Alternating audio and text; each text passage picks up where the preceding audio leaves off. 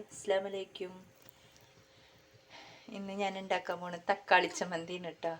അപ്പോൾ അതിലേക്ക് സവാള, വെളുത്തുള്ളി ഒരു 3-4 അല്ലി എടുത്തിട്ടുള്ളൂ, പച്ചമുളക് ഇതൊക്കെ അരിഞ്ഞ് വെച്ചിട്ടുണ്ട്, തക്കാളി ഇവിടെ അരിഞ്ഞ് വെച്ചിട്ടുണ്ട് കേട്ടോ.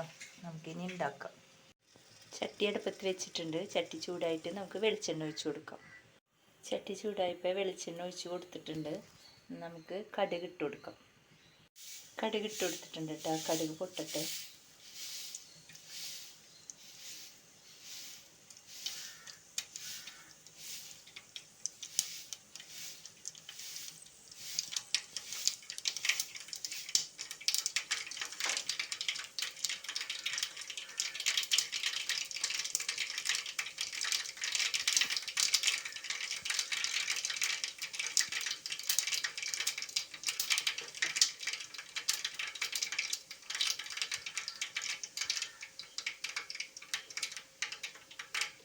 കടുക് പൊട്ടിക്കഴിഞ്ഞ് നമുക്ക് സവാള ഇട്ട് കൊടുക്കാം.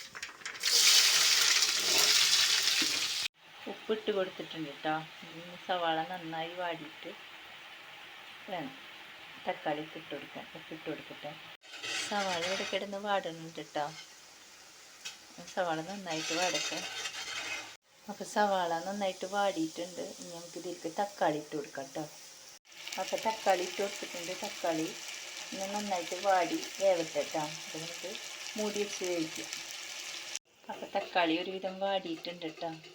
ഇനി നമുക്ക് ഇതിലേക്ക് ലേശം മുളക് പൊടി ഇട്ട് കൊടുക്കാം. ഒരുപാട് മുളക് പൊടി വേണ്ട, കുറച്ച് മുളക് പൊടി മതി. തക്കാളി ഒരുവിധം വാടിയിട്ടുണ്ട്. ഒന്നും കൂടി വാടാനുണ്ട്, നല്ല ടേസ്റ്റ് ഉണ്ടാവുള്ളൂ.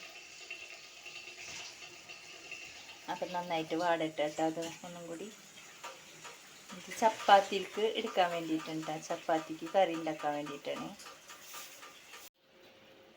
അപ്പോൾ ഇത് കറി ആയിട്ടുണ്ട് കേട്ടോ. തക്കാളി ചട്നി ആയിട്ടുണ്ട്. ചപ്പാത്തിയുടെ കൂടെ കഴിക്കാനാണ് ഞങ്ങൾക്ക്. ശരി എന്നാൽ. അപ്പോൾ എല്ലാവരും ഇതുപോലെ ഉണ്ടാക്കാത്തവരുണ്ടെങ്കിൽ ഇതുപോലെ ഉണ്ടാക്കി. ചോറിനും നല്ലതാണ് കേട്ടത്. ഇതിൽ വേണമെങ്കിൽ മുട്ട പൊട്ടിച്ച് ഒഴിക്കാം. ഞാനിപ്പോൾ ഇങ്ങനെ തക്കാളി ചമ്മന്തി മാത്രമായിട്ട് എടുക്കണുള്ളൂ. അപ്പോൾ ശരി, ഓക്കെ.